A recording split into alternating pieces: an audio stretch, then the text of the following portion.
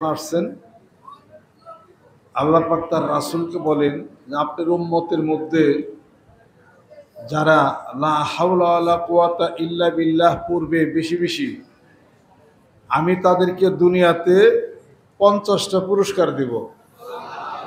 আলহামদুলিল্লাহ। 49টা পুরস্কার আমি আল্লাহর নিকটে গোপন আছে, আমি বলবো না। একটা পুরস্কার বলবো, সেটা হলো তার জীবনে সব চিন্তা আমি আল্লাহ দূর করে দেব।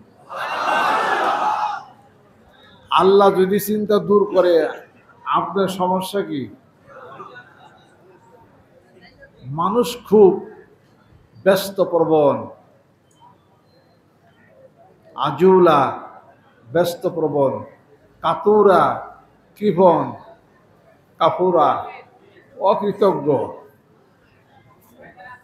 মানুষ ব্যস্তপ্রবণ, মানুষ কৃপণ, মানুষ অকৃতজ্ঞ। তাড়াতাড়ি করে, তাড়াতাড়ি যদি রহমত পাইতে চান, আল্লাহর গজব কিন্তু তাড়াতাড়ি আসবে। কেউ কিছু আল্লাহর গজব তাড়াতাড়ি আসো, তা তো চায় না। আল্লাহর রহমত আসছে তা দেরি, গজব আসতেও দেরি। কোনো ব্যক্তির আমলকে আল্লাহ পাক ফালাইয়া দেন না, আমলের প্রতিদান দেন একটু দেরিতে হইলেও। সুবহানাল্লাহ। আমল চালিয়ে যান। যারা বিপদে, যারা টেনশন, যারা চিন্তাতে আছেন, বাংলাদেশের এই পরিস্থিতিতে এখন কিছু মামলা টামলা টুকটাক হইতেছে, হয়রানি হইতেছে। মিথ্যা হয়রানি কাউরে কেউ কইরেন না। অতীতে অনেক মিথ্যা হয়রানি করে আপনারা খেসারত খাইছেন। এখন সুযোগ বুঝে যদি কাউরে মিথ্যা হয়রানি করেন, তো ভবিষ্যতে আপনারও খেসারত খাইয়া পারেন। বুঝতে হইব, মিথ্যা হয়রানি করেন না। আরিসা নিজাম না কি জানি নাম, আমার এক মুরিদ নিজাম আইসে নাকি? আরিসা নিজাম এক গাড়ি পুরানের মামলায় পড়ছে, আমার মুরিদ নিজাম। কই নিজাম? এই নিজাম আইসে নাকি? আরিসা নিজাম আসে নাই। পরে আমার কাছে এসে কাঁদতেছে। গত 3-4 বছর আগের কথা। হে গাড়ি পুরাইছে, বাড়ি হলো আরিসা, গাড়ি পুরাইছে নারায়ণগঞ্জ। হ্যাঁ, হেও ছিল এই নারায়ণগঞ্জ গাড়ি পুরানের মামলায় হেরে দিছে। বাড়ি আরিসা, গাড়ি পুরাইছে যায় হলো নারায়ণগঞ্জ। ছোট্ট একটা পানির দোকান তার।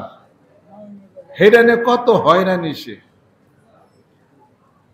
এগুলা যারা করছেন করেন না, সুযোগ বুঝে আবার অন্য দল আবার মিথ্যা হয়রানি কেউ করেন না, মিথ্যার মধ্যে যায়েন না। হয়রানি করলে হয়রানি হইতে হয়, মনে রেখে দিন। অতীতে অনেক হয়রানি করছেন, হয়রানিতে পড়ছেন। এখন যারা হয়রানি করবেন তারা হয়রানিতে পড়বেন, কোনো সমস্যা নাই। বিচারের মালিক কে?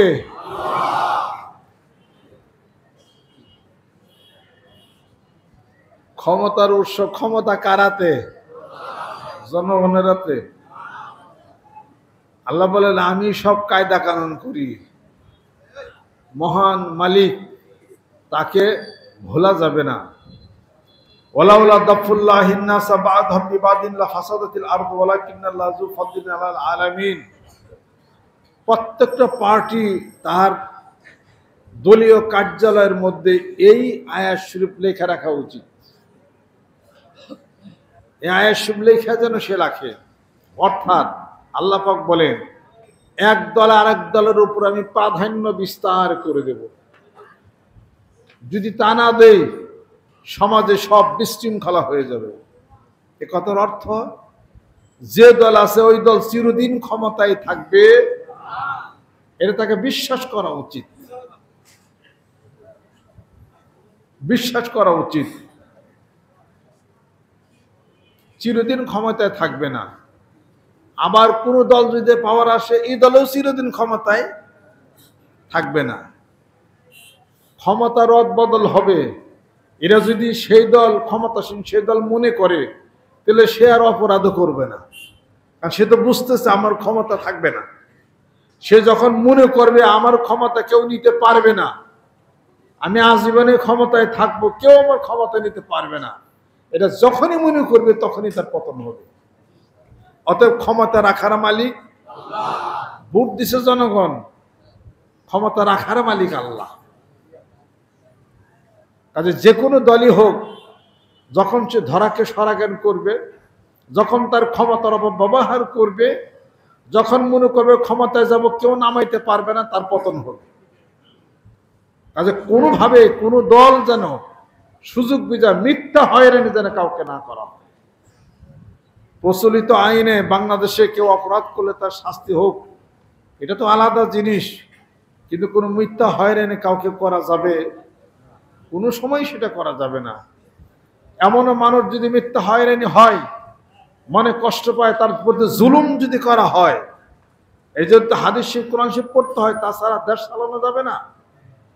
কিতাবুল জাকাতের মধ্যে আসছে, যেই ব্যক্তি অত্যাচারিত হয়, ওই ব্যক্তি রাতের আধারে চোখের পানি ছেড়ে দিয়ে যা দোয়া করবে, আল্লাহ বলেন ওই মজলুম ব্যক্তি এবং আমি আল্লাহ মাঝখানে কোনো বেড়া নেই, কবুল হয়ে যাবে দোয়া। খুব সাবধান। প্রত্যেক দলের জন্য একই কথা, কোরআনের কথা সব দলের জন্য, মানবতার জন্য, মানুষের জন্য। অতএব প্রত্যেক দলের নেতা কর্মী অবশ্যই কোরআন শরীফ পড়তে হবে। কোরআনের মধ্যে আপনার জীবনের ফয়সালা দেওয়া আছে। আপনি রাজনীতি করবেন, কোরআনুল কারীমের মধ্যে তার দিক নির্দেশনা দেওয়া আছে। সংসার করবেন, দিক নির্দেশনা দেওয়া আছে, খুলে দেখেন। একমাত্র এই কোরআন ফলো করে যদি প্রত্যেকটা দল যদি বাংলাদেশে চলে, তাহলে এই খুন গুম রাহাজানি হ্যান ত্যান কিছুই হবে না। সুবহানাল্লাহ। আল্লাহ পাক যেন কবুল করে নেন, রহমত করে নেন। আমরা কোনো দলের না কোনো পার্টি আমরা করি না, মানবতার কথা আমরা বলি। আমরা কোরআনের কথা বলি, হাদিস শরীফের কথা বলি। কোরআনের কথা, হাদিস শরীফের কথা। অন্যায় কোনো কিছু হলে তার প্রতিবাদ করার এই কণ্ঠ কখনোই রোধ করা যাবে না, এটা কখনোই রোধ করা যাবে না। ক্ষমতা থাইকা যে ক্ষমতা খাটায় না, সেই সবচেয়ে ক্ষমতাধর ব্যক্তি। যে ক্ষমতা থাইকা ক্ষমতা খাটায় না, তার ক্ষমতা নষ্ট হয় না, এটাই সবচেয়ে বড় ক্ষমতা। সুবহানাল্লাহ। আল্লাহ পাক যেন কবুল করে নেন। পদ, টাকা, ঐশ্বর্য মানুষকে শান্তি দেয় না। মানুষকে শান্তি দেয় তার নৈতিক অধিকার। নৈতিকতাই মানুষকে শান্তি দেয়। আর কোরআন হাদিস শরীফে হলো সেই নৈতিকতা শিখায়। যেখানে কোরআন আছে সেখানে আলো আছে, হাদিস শরীফ আছে আলো আছে। কোরআন নাই, হাদিস শরীফ নাই, আলো সেখানে নেই, আছে হলো সন্ত্রাসবাদ। আসেন বাংলার জমির বুকে শান্তি প্রতিষ্ঠার লক্ষ্যে আপনি আমি আগে আসি। প্রত্যেকটা মানুষই আমরা নিজেদের ব্যাপারে সচেতন হই। আল্লাহ পাক রহমত বরকত আল্লাহ পাক করবেন, আলহামদুলিল্লাহ।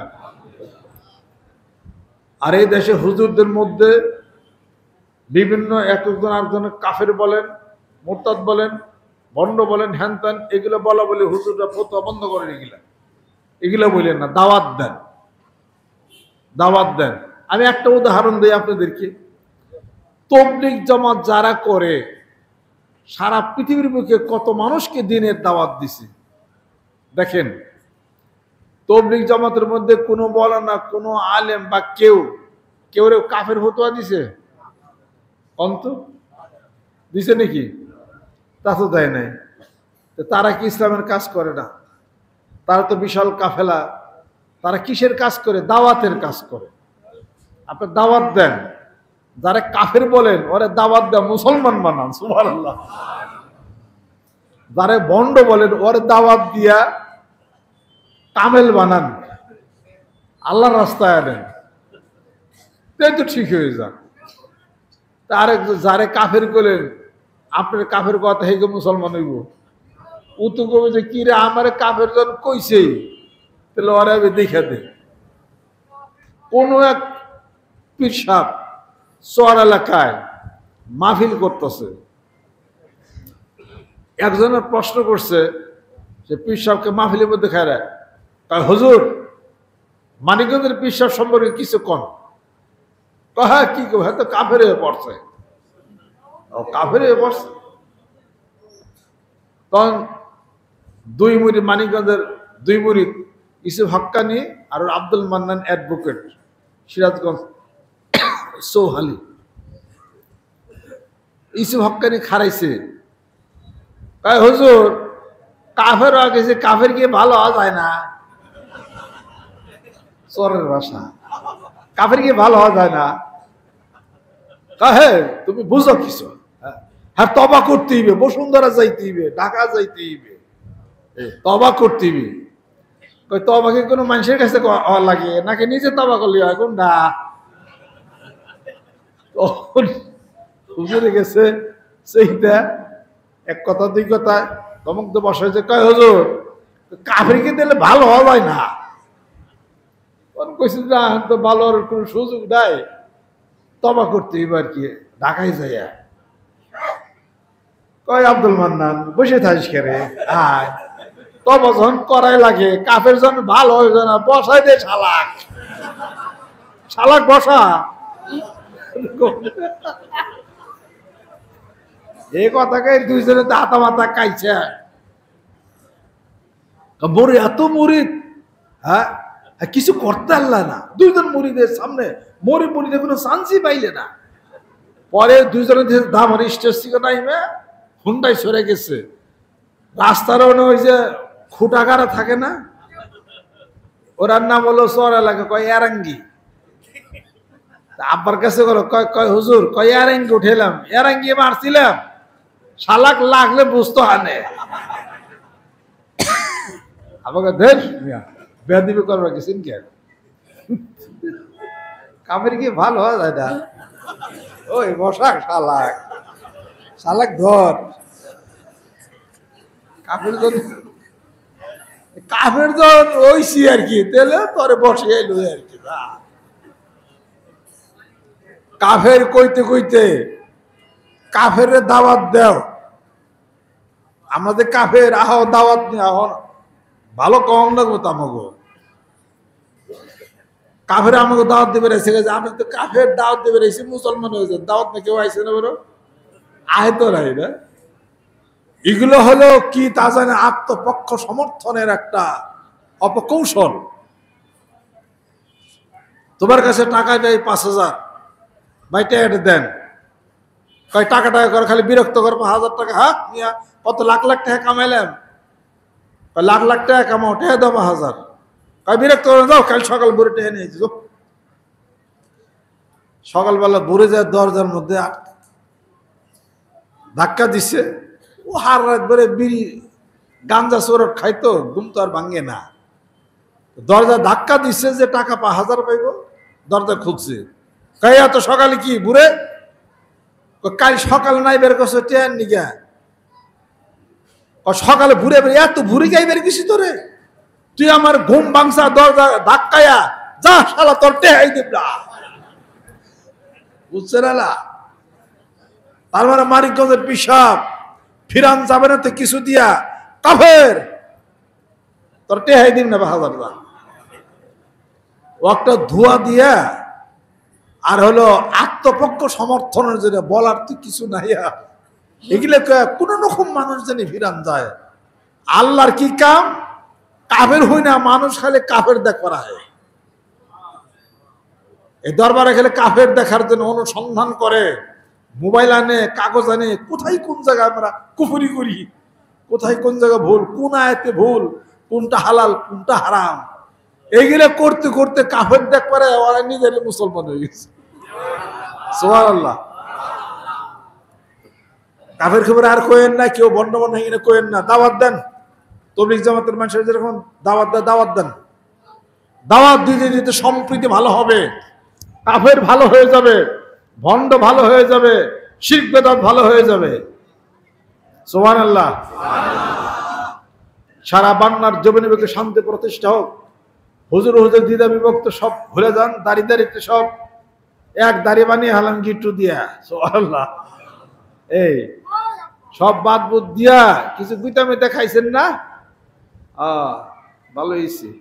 তো আর একটা গুইতা খেলে আবার একখান হইবে, ওইছে না একখানে এক গুইতায়, আর একটা গুইতা খেলে আরো ভালো করে একখান হইবে। সব একখানে মার্কা মুরকা দিয়ে একটা সিস্টেম বানান গাইডা। আপনাদের খেদমত আমার আরজ, আল্লাহ পাকের কাছে কেউ ছাপকলা করে আল্লাহরে কিনে নেয়। আল্লাহর কাছে সবাই সমান। বিএনপির কাছে সমান, আওয়ামী লীগের সমান, জাতীয় পার্টির সমান, জামাত ইসলামের সমান, ঐক্যজোট সমান, হুজুর সমান, পিসাব সমান। যে যতটুকু কর্ম পাবে সে কর্মের অতটুকু ফল সে ভোগ করবে, এটা মনে রাখতে হবে। ইয়া আইয়ুহাল্লাযীনা আমানু লা ইয়াসখার কওমুন মিন কওমিন আসা আন ইয়াকুনু খায়রাম মিনহুম ওয়ালা নিসাউম মিন নিসাইন আসা আন ইয়াকুননা খায়রাম মিনহুন্না। এটা বুঝতে হবে আয়াতের অর্থ এইটা। আল্লাহ পাক যেন কবুল করে নেন। সব বাদশাহ দিয়ে আল্লাহর জিকির করেন, মহব্বত করেন, ভালোবাসেন, দাওয়াতের কাজ করেন, দাওয়াত দেন, দিনের দাওয়াত দেন। যে খারাপ তার দাওয়াত দেয়া তার হেদায়েতের মধ্যে আনেন। কথা কি খারাপ কইছি কিছু জোরে কর। এই পলিসির মধ্যে আমরা সকলে যেন চলে যায়, বাংলাদেশকে যেন আমরা ভালোবাসি। আলহামদুলিল্লাহ। আল্লাহ পাক যেন রহমত বরকত করেন। নতুন পুরাতন যারা আসছেন, আলেম ওলামা আছেন, বয়ান করবেন, গজরে আরবি অনেক কথা বলছি। সকলে গায়ে গিয়ে ডাইন হাত ধরে। হ্যাঁ